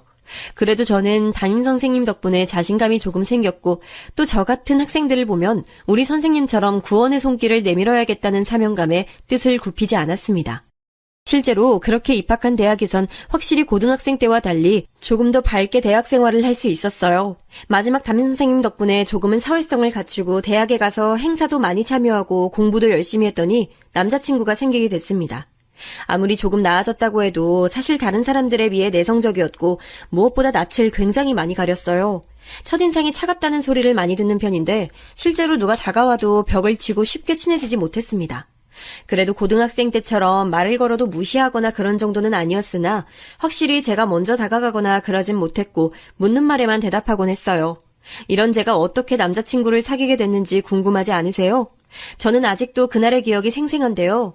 그날은 학교에서 행사가 있어 다른 지역을 가는 날이라 아침부터 일찍 교내에 모여서 관광버스를 타고 이동하게 됐습니다. 친목 모임이면 가지 않으려고 했는데 교수님들도 같이 가는 학술 답사 같은 행사라 가고 싶지 않아도 가야 하는 행사였어요. 일부러 떠나기 3분 전에 도착해서 남는 자리에 앉았는데 그때 옆에 앉은 남학생이 바로 제 남자친구가 됐습니다. 남자친구 역시 낯을 굉장히 많이 가리고 또 말수가 애초에 적어서 말이 많지 않은 친구였어요. 그래서 다른 친구들이 버스에서 노래를 부르고 사진을 찍고 자기들끼리 게임을 하며 즐겁게 지냈는데 저와 남자친구는 조용히 무건수행을 하며 이동했습니다. 내려서 조를 짜서 이동하는데 우연히 같은 조가 됐고 그때도 버스에서처럼 조용히 둘이 붙어 이동했어요. 그러면서 계속 정신을 차려보면 남자친구와 저는 둘이 항상 붙어 있었고 이상하게 서로 아무 말도 하지 않았는데 마음이 편했습니다. 저만 그렇게 느낀 게 아닌지 남자친구도 제 옆에서 조용히 있었고 저희야 워낙 존재감이 없어서 남들은 우리가 붙어 있는지도 몰랐을 거예요. 저기 혹시 시간 괜찮으면 우리 이따 같이 밥 먹을래? 학교 앞에서. 돌아오는 버스에서도 같이 앉게 됐고 내릴 때 남자친구가 저에게 같이 밥을 먹자고 하더라고요. 나중에 들었는데 그때 저에게 말을 걸려고 혼자 머릿속으로 수십 번을 내뱉고 덜덜 떨리는 목소리로 말을 걸었다고 합니다. 사실 들은 입장에선 그냥 누군가가 저에게 말을 걸었다는 자체가 떨려 무슨 목소리였는지도 기억이 나지 않았지만요. 그렇게 첫 데이트 아닌 데이트는 학교 앞에 있던 분식집에서 같이 밥을 먹은 거였는데 먹으면서도 많은 말은 하진 않았습니다. 그냥 서로 이름 물어보고 사는 곳과 취미 정도 물어보고 바로 집으로 갔습니다. 그리고 다음에 학교에 갔을 때 남자친구는 제게 슬며시 다가와서 조심스럽게 약속을 잡았고 그렇게 우리는 연인 사이로 발전했습니다. 앞서 말했듯 워낙 존재감이 있는 사람들도 아니고 우리 과에 사람이 꽤 있는 편이라 다들 우리가 사귀는지 몰랐다고 생각했는데 나중에 들어보니 다 알고 있었다고 하더라고요. 저는 아무튼 오히려 그런 게 너무 편했습니다. 단체 생활을 그렇게 즐기는 편은 아니어서 남자친구와 둘이 수업을 듣고 밥을 먹고 시험 기간에는 도서관에 가서 공부하는 그런 생활이 참 안정감 있고 좋았어요. 남자친구의 성격도 저 못지않게 소심한 편이라 뭐 제가 신경이 쓰일 만한 짓은 하지 않았고 둘 다 술을 즐겨하는 편도 아니어서 전혀 연인 사이에 문제가 되는 행동은 하지 않았습니다. 성격 자체도 둘 다 온순하고 갈등을 회피하는 경향이 있어 크게 싸우지도 않고 아주 잔잔히 만났어요. 그렇게 저는 남자친구가 군대에 갔을 때도 조용히 면회도 가고 휴가 나오면 같이 밥을 먹으며 지냈는데 그때 지금의 시부모님을 처음 보게 됐답니다. 저는 첫 남자친구였던 그 학생이 바로 제 남편이 되었기 때문이죠. 사실 처음 시부모님을 뵀던 날이 너무나 강렬해서 잊고 싶어도 잊을 수가 없답니다. 남자친구가 말수가 매우 적다고 했잖아요. 제가 놀랐던 이유는 바로 시부모님은 더 하셨기 때문입니다. 안녕하세요. 정환이 여자친구입니다. 네, 안녕하세요. 반가워요. 얘기 많이 들었어요. 말씀 편하게 해주세요. 그래도 어른이니까 평소에 전혀 하지도 않던 인사를 용기를 쥐어짜내서 했더니 시부모님은 얼굴이 새빨개진 채로 대답하셨어요. 나중에 안 사실인데 시부모님도 두 분이 다 낯가림이 매우 심하고 부끄러움을 많이 타신다고 하더라고요. 그렇게 서로 또 무건수행을 하고 침묵 속에 남자친구를 면회하러 갔는데 전혀 불편하거나 하진 않았습니다. 제가 마음에 안 들어서 그러신 게 아니고 진짜 성향이 그런 분들이라 분위기 자체는 무겁지 않았거든요. 또 쓸데없이 말을 걸거나 그러셨으면 오히려 제가 너무 불편해서 당장 집에 가고 싶었을 것 같습니다. 그렇게 남자친구의 군대도 기다리며 저는 휴학도 하지 않고 바로 졸업하게 됐어요. 다행히 오빠의 건강이 매우 좋아져서 그때는 더 병원에 입원하거나 하지 않아도 됐고 집안 분위기도 매우 밝아져서 큰 부담 없이 졸업하고 바로 임용을 준비할 수 있었습니다.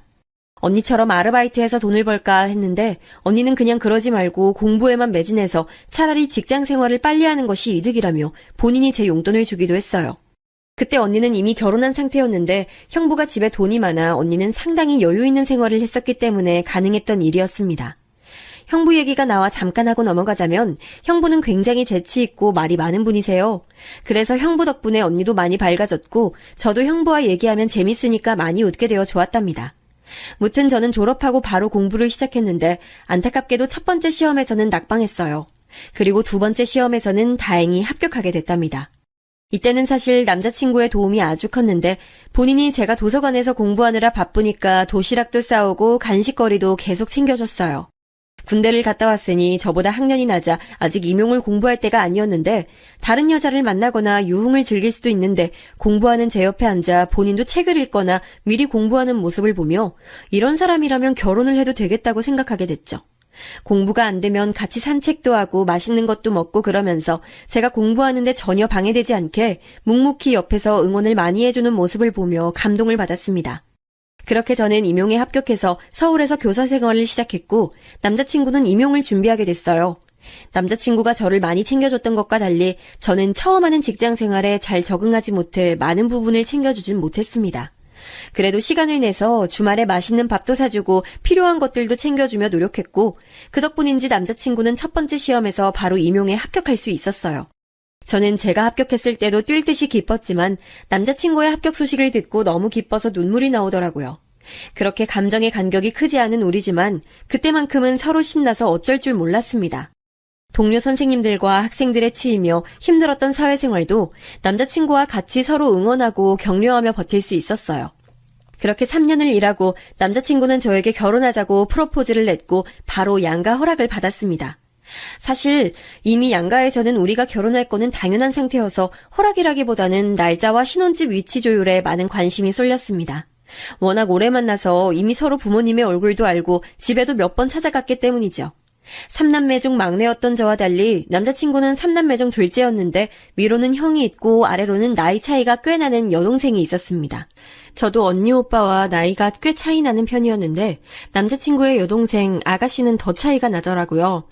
저는 사실 시댁 식구들 복은 참 많다고 생각하는데 시부모님 자체가 남에게 폐를 끼치는 것을 극도로 싫어하시는 분들이라 시집살이는 당연하고 제 기분을 망친 적도 한 번도 없던 분들이세요. 항상 말할 때 고르고 고른 말을 내뱉으시고 상대방을 배려하는 분들이라 보면서 제가 오히려 많은 것을 배울 정도였습니다. 인간적으로 훌륭하신 분들이라 존경하는 마음이 들었습니다. 그리고 아주버님은 남편보다는 꽤 말이 있었는데 그래도 일반인과 비교했을 때는 상당히 조용하신 분이셨어요.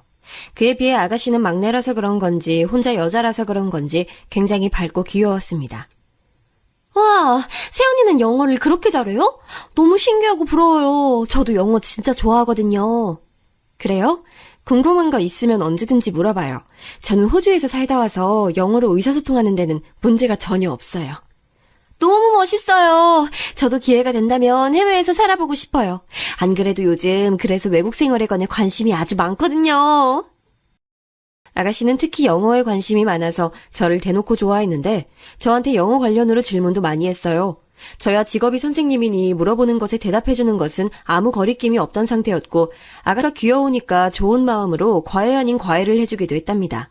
다만 그 모습을 보신 시어머니가 아가씨에게 따로 언지를 줬던지 점점 그 횟수가 줄긴 했어요. 이 정도로 시부모님은 배려심이 아주 넘치는 교양 있는 분들이신데 문제는 따로 있었습니다. 이렇게 시댁 식구들은 잘 만났는데 문제는 형님이었어요.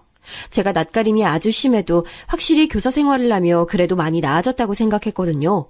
그래도 막 엄청나게 밝은 편은 아니었고 오히려 아가씨처럼 아예 저보다 어리면 학생이라 생각이 들어 편하게 대할 수 있었는데 형님은 어른이니까 저도 모르게 경계를 하게 됐습니다. 그런데 형님은 사실 첫인상 자체는 아주 좋았어요. 어머, 동서될 뿐이구나. 서방님이 워낙 말이 없으셔서 항상 궁금했는데 반가워요. 안녕하세요. 잘 부탁드립니다.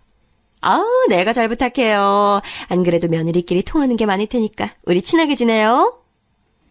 형님의 첫인상은 굉장히 밝았고 먼저 다가와주어 고마웠던 기억이 나요. 낯가림이 심한데 먼저 다가와주니까 저도 마음을 열게 됐고 같은 며느리니까 형님 말대로 친하게 지내고 싶었죠.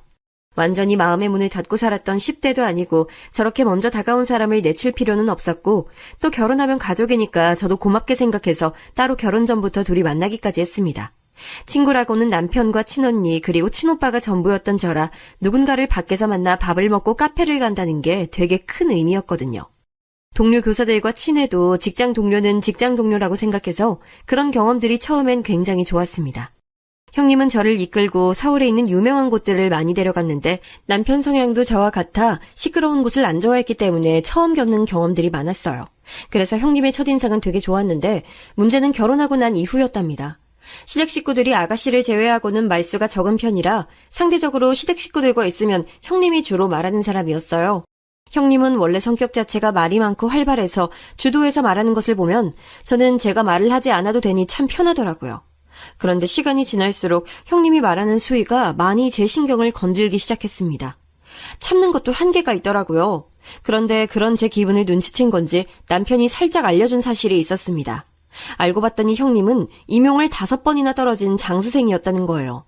우리 부부처럼 선생님이 되고 싶었는데 계속 떨어지기만 해서 선생님은 저에게 일부러 그러는 거였어요. 그 사실을 알고 나니 인간 대 인간으로 안쓰러운 마음이 들기 시작했습니다. 요즘 교사가 그렇게 대단한 직업은 아니잖아. 옛날엔 선생님이라고 하면 다들 좋게 봐줬는데 요즘은 그 정도는 또 아니니까. 아, 그렇다고 서방님하고 동서가 별로라는 건 절대 아니고. 오해하지 마. 둘은 너무 대단하고 또 멋져. 저런 식의 말을 하며 은근히 돌려서 욕하는 게 날이 갈수록 심해졌어요. 또 시부모님이 워낙 좋으셨던 것과 별개로 시댁은 명절에 차례를 지내고 또 제사가 있는 집이었는데 그럴 때마다 옆에서 형님은 저한테 딱 달라붙어 그런 시댁의 문화에 대해 욕을 많이 했습니다. 아니, 조선시대도 아니고 무슨 명절에 이렇게 차례를 지내? 진짜 촌스럽지 않아? 동서도 그렇게 생각하지? 언제까지 이래야 돼? 그래도 이렇게 지내고 나면 아버님이 용돈도 두둑하게 주시잖아요. 덕분에 친척들 얼굴도 볼 수 있고요. 전 마냥 싫진 않아요. 어머님도 저희 많이 챙겨주시잖아요. 누가 교사 아니랄까봐 좋은 말만 하네. 학교에서도 그런 식으로 말하지. 동서 진짜 재미없어. 며느리끼리는 이런 말도 해야 서로 가까워지는 거야. 실제로 시댁이 큰 집이라 온 가족이 명절이 되면 친척들이 시댁으로 오셨는데 시아버지는 그럴 때마다 저와 형님에게 미안하다며 매번 봉투를 챙겨주셨어요. 그리고 애초에 음식도 며느리들은 할 것도 전혀 없이 시어머니가 아가씨와 같이 준비하시고 저와 형님은 딱 그릇에 담기만 하는 그런 일만 했었거든요. 시어머니도 귀한 집 귀한 딸들에게 남의 집 제사를 지내라고 하는 게 미안하다며 매번 가만히 있으라고 하는 게 말버릇일 정도로 많이 챙겨주셨습니다. 설거지도 무조건 저와 형님이 있을 때는 손도 대지 못하게 아예 등을 밀어 부엌 밖으로 나가게 하실 정도로 시어머니는 며느리들에게 전혀 부담을 주지 않았어요. 그래서 명절 때도 저는 제사 음식 때문에 스트레스 받거나 그런 적이 전혀 없었습니다. 제사도 1년에 4번 정도 있었는데 도착하면 이미 다 아가씨와 시어머니가 준비를 끝내놔서 저는 절만 하고 올 정도였어요. 그리고 그럴 때마다 시부모님은 우리에게 미안하다고 하시고 또 번거롭게 해서 미안하지만 집안 전통이라 어쩔 수 없다고 말씀하셨거든요. 그래서 저는 아무 불만이 없었고 오히려 이런 식으로 가족들 얼굴 보니 좋다고 생각했는데 형님은 뭐가 그리 불만인지 옆에서 구구절절 이런 문화가 마음에 들지 않는다고 욕을 하니까 상당히 불편했습니다. 나중에 남편에게 들은 바론 시부모님도 형님이 오래 공부만 하다가 아주버님을 만나 결혼했으니 안쓰러운 마음이 있다고 하셨어요. 저도 저러는 본인은 속이 얼마나 힘들까 생각해서 최대한 무시했습니다. 또 제가 손 아랫사람이기도 했고 며느리들끼리 사이가 좋지 않으면 시부모님도 불편하시니까요. 그런데 그런 관계도 시간이 지나며 불편해졌는데 바로 아이 문제였습니다. 제가 결혼하고 얼마 지나지 않아 형님이 임신하고 저보다 먼저 아이를 낳았는데 아들이었어요. 첫 손주가 생기니 당연히 시부모님은 좋아하셨고 또 아들이니까 대를 이을 수 있으니 더 좋아하셨습니다. 그래서 시부모님은 형님에게 용돈도 주시고 많이 챙겨주셨죠. 저도 교사로 일하며 아이들을 더 사랑하게 됐기 때문에 시조카가 참 예뻐서 볼 때마다 많이 놀아주고 조금이라도 형님이 쉴 수 있게 해줬어요. 그런데 문제는 제가 아이를 낳고 나서 생기기 시작했습니다. 사실 저와 남편은 아이를 갖는 게 쉽지 않아서 병원까지 다니며 아이를 기다렸어요. 요즘 워낙 불임이 흔하고 이런 사람들이 수도 없이 많다는 것을 이미 알지만 그래도 자연적으로 아이가 찾아올 생각을 하지 않으니 얼마나 속상했는지 모릅니다. 학교에서 일하며 아이들에 관한 관심은 절로 늘어났고 우리 반 학생들을 보며 빨리 제게도 아기 천사가 찾아오길 바랐어요. 그렇게 기다리다가 인공적으로 아이가 생기게 됐는데 안타깝게도 저는 초기에 유산을 했습니다. 학교에서 일하다 발을 헛디뎌 계단에서 굴렀는데 그게 유산으로 이어졌죠. 처음엔 제가 힘들게 가진 아이를 잃었다는 생각에 죄책감도 심하고 또 정신적인 충격을 받아 도저히 출근을 할 수 없어 병가까지 내고 집에서 쉬었습니다. 그런 저를 시부모님은 상당히 안타깝게 여기셔서 추석이 얼마 남지 않았을 때 이번엔 오지 말고 친정에 가서 쉬다 오라고 먼저 말을 꺼내주셨어요. 안 그래도 정신적으로 너무 많이 힘들어서 시부모님에게 감사하다 하고 친정에서 쉬고 있는데 전화가 울려서 봤더니 글쎄 형님이더라고요. 동서, 친정에 있다며? 좋겠다. 나는 지금 시댁에서 계속 종일 고생하다 잠깐 산책하러 나왔어. 동서는 친정에서 몸 편히 쉬고 있겠네? 물론 그래야 좋지. 이해는 해. 형님, 네. 지금 친정에서 가족들이랑 시간 보내고 있어요. 어머님이 일 시키는 분은 아니신데 오늘은 시키셨어요? 에? 내가 언제 어머님이 일 시켰다 했어? 동서 말 서운하게 하네. 아무튼 몸조리 잘하고 제사 때는 얼굴 봤으면 좋겠다. 며느리가 혼자라 부담스럽네. 다음엔 꼭 오길 바라. 저는 제 걱정을 해주려 전화한 줄 알았는데 전혀 아니었고 오히려 저를 슬슬 긁는 말을 하더라고요. 안 그래도 유산 때문에 정신적으로 예민한 상태에 저런 말을 들으니 그렇게 화가 많이 없는 저도 분노가 차오르기 시작했습니다. 그래도 내가 지금 몸이 안 좋아서 예민한가 보다 생각하며 꾹꾹 누르고 혼자 화를 없애려고 노력했어요. 얼굴이 새빨개진 것을 보고 남편이 놀라서 무슨 일이 있냐고 물었지만 나중에 제가 따로 형님에게 직접 얼굴을 보고 말하려고 아무 일도 없다고 넘기게 됐죠. 그리고 그날 아가씨한테 안부 전화가 또 와서 받았더니 저는 너무 놀랐습니다. 새언니, 몸은 어때요? 언니 없으니까 집이 허전해서 보고 싶어요. 그래도 언니 몸이 제일 우선이니까 아무 생각하지 말고 편히 쉬어요. 다음엔 얼굴 꼭 봐요. 아가씨, 그렇게 말해줘서 진짜 고마워요. 이번에 음식 준비 좀 힘들었어요? 못 가서 미안해요. 아니요? 우리 이번에는 엄마가 허리 다치셨고 언니도 없어서 예외적으로 나가서 갈비 먹었어요. 먹으면서 언니 생각 많이 나더라고요. 아빠가 그래서 언니 나중에 오면 갈비 사준대요. 아가씨의 말을 들어봤더니 시어머니가 며칠 전에 허리를 삐끗하셔서 움직이기가 매우 힘드셔서 이번만 친척들에게 미리 양해를 구해 상을 차리지 않았다고 하더라고요. 무려 나가서 갈비를 먹고 편하게 지나갔다는데 형님은 굳이 저에게 전화를 걸어 저런 말을 한 거였답니다. 속에서 화가 부글부글 끓어서 당장 전화해서 지금 나한테 거짓말로 부담 준 거냐고 묻고 싶었는데 죄 없는 우리 아가씨가 곤란해질까봐 그게 무서워서 혼자 차분히 감정을 정리했어요.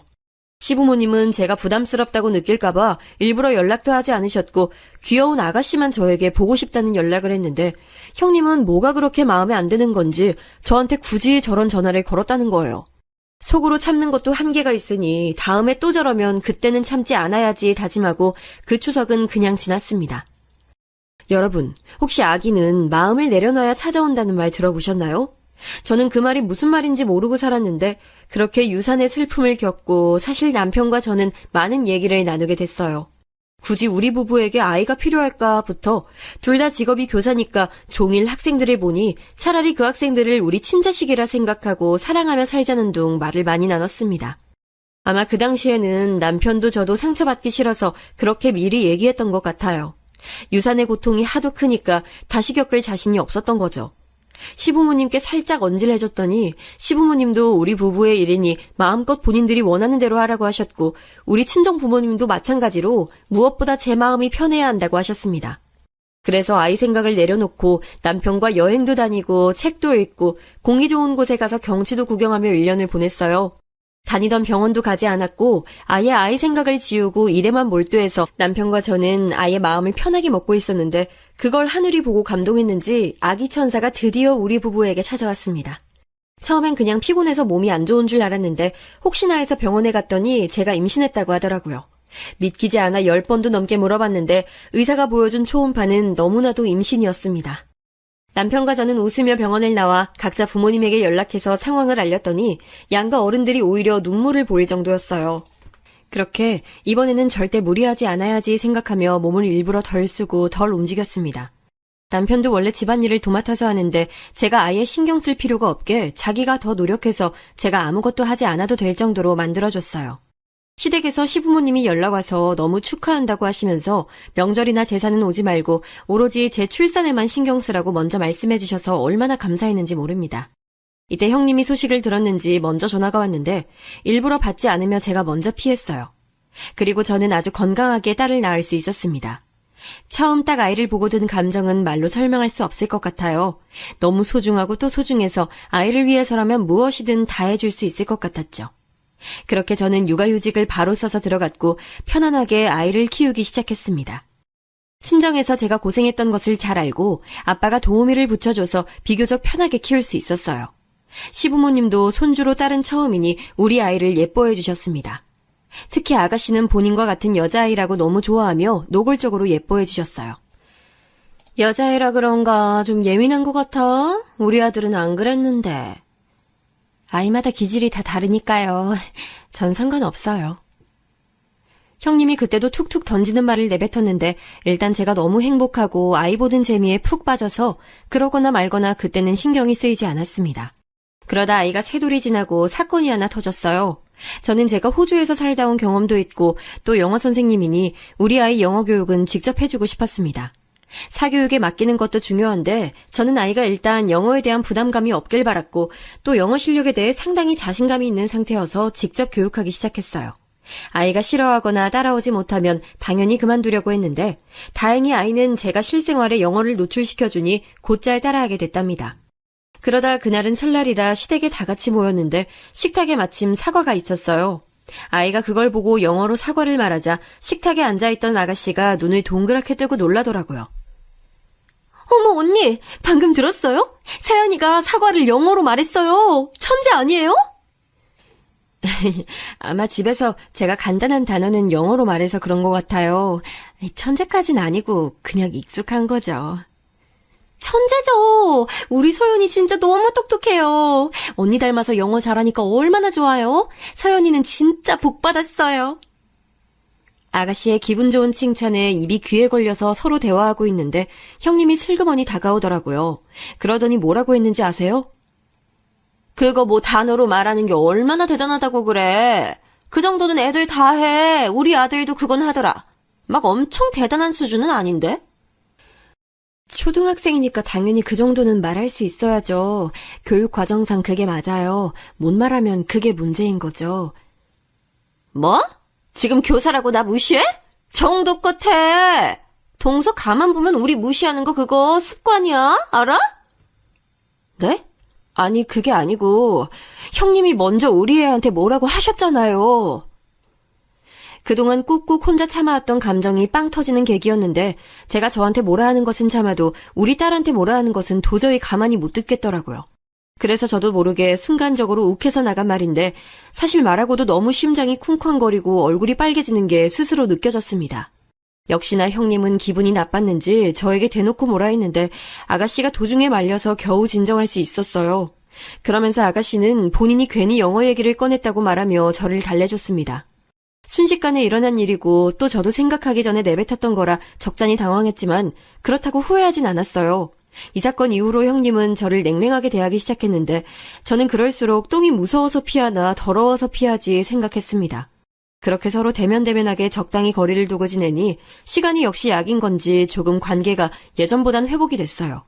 그리고 저는 첫째가 돌이 지나고 나서 둘째를 또 자연적으로 임신했습니다. 원래 한 번 아이가 생기면 줄줄이 생긴다잖아요. 첫째가 둘째를 데려왔다고 생각하고 둘째 임신 기간에 첫째에게도 더 많은 관심을 줬습니다. 그리고 둘째도 아주 건강하게 유산하지 않고 출산했고 육아도 역시 양가 도움을 받으며 할 수 있었어요. 둘째가 태어나고 정말 기뻤던 사실은 바로 성별이었는데 내심 속으로 첫째가 딸이니까 둘째도 딸이길 바랐거든요. 그런데 정말 둘째가 딸로 태어나서 얼마나 행복했는지 모릅니다. 저는 언니도 있고 오빠도 있지만 사실 감정적인 교류는 언니와 더 깊고 또 같은 성별이 주는 안정감과 유대감이 남다르다고 생각하기 때문에 매우 기뻤습니다. 둘째도 딸이란 소리를 듣고 양가 어른들도 자매가 역시 좋다며 기뻐하셨어요. 그리고 아이가 2명이니 저도 육아하느라 바빠서 한동안 형님을 신경 쓰지 못했습니다. 형님은 뒤끝이 조금 남아있던 건지 저에게 은근 시비를 걸기도 했는데 두 딸과 행복하게 사느라 이제 신경이 쓰이지 않았죠. 그러다 또 사건이 하나 터지게 됐어요. 그때 한창 우리 딸들 영어 교육에 대해 남편과 얘기를 많이 나누고 있던 시기였습니다. 첫째를 영어 유치원에 보내고 있었는데 둘째를 보낼지 말지 상당히 고민이었어요. 왜냐하면 영어에 흥미를 보이던 첫째와 달리 둘째는 그렇게 첫째처럼 많은 관심을 보이지 않았거든요. 그런데 그 시기에 마침 시댁을 가게 됐는데 어쩌다 아가씨와 아이들 교육에 대해 식탁에 앉아 얘기를 하게 됐습니다.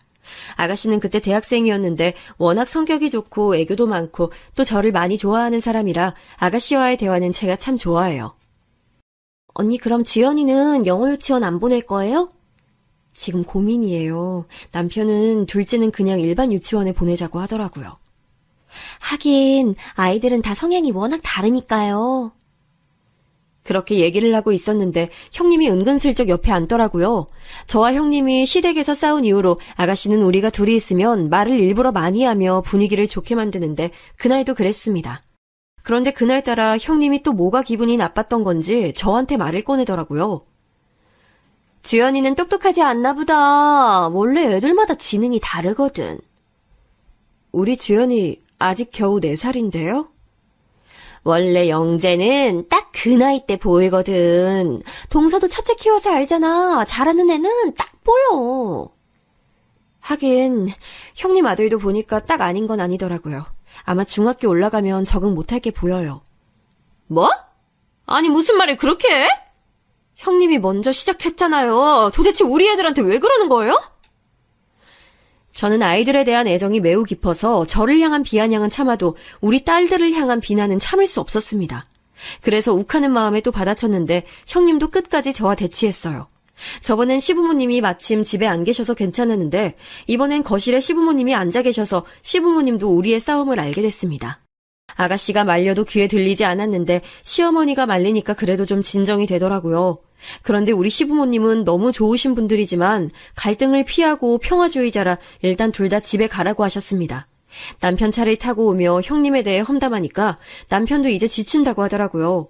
저도 제가 왜 저런 소리를 들어야 하는지 모르겠고 아무리 가족이어도 얼굴 보기 싫었습니다. 그래서 저 사건 이후로 실제로 형님을 3년간 전혀 보지 않고 살았어요. 시부모님께는 너무 죄송하지만 도저히 형님과 마주할 자신이 없었습니다. 그 과정에서 아가씨와도 수없이 많이 통화하고 남편하고도 평생 하지 않던 부부싸움도 하고 의견을 타협하는 게 참 힘들었어요.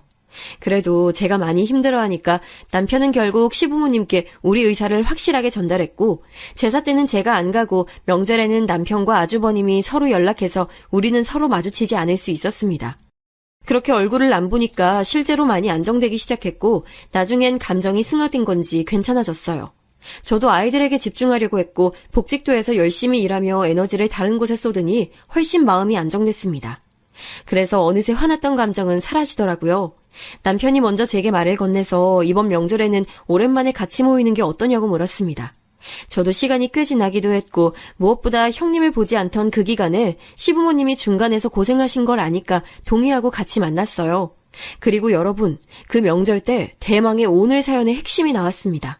가족들이 다 모이고 심지어 친척분들도 다 오신 자리에 형님은 그날따라 뒤늦게 나타나더라고요.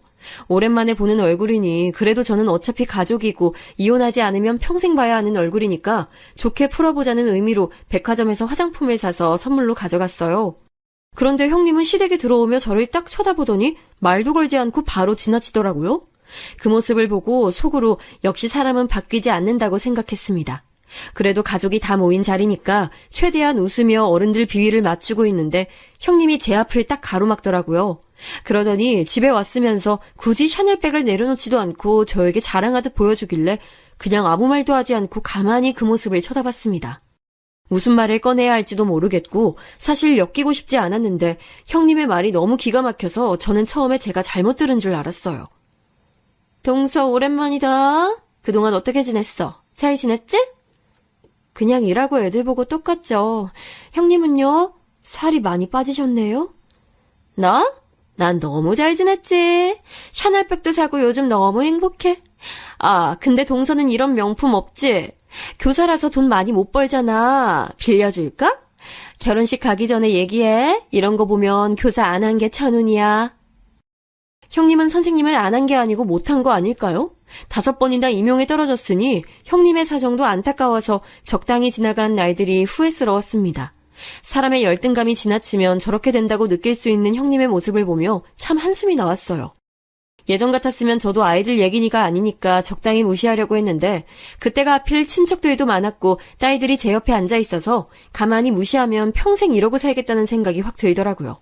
그래서 순간적으로 저 말을 듣자마자 제 입에서 1초 만에 맞받아치는 말이 나왔습니다. 전 사람 자체가 명품이어서 괜찮아요. 형님은 중국산 짝퉁만도 못하잖아요. 그것도 사실 가짜죠. 제가 집에 엄마가 물려준 명품백이 있는데 딱 봐도 가짜네요. 저는 사실 그냥 내뱉은 말이었는데 진짜로 가짜였는지 형님의 얼굴은 금방 새빨개지기 시작했습니다. 그런데 형님의 반응보다 제가 더 놀랐던 것은 바로 아가씨와 시부모님 반응이었어요.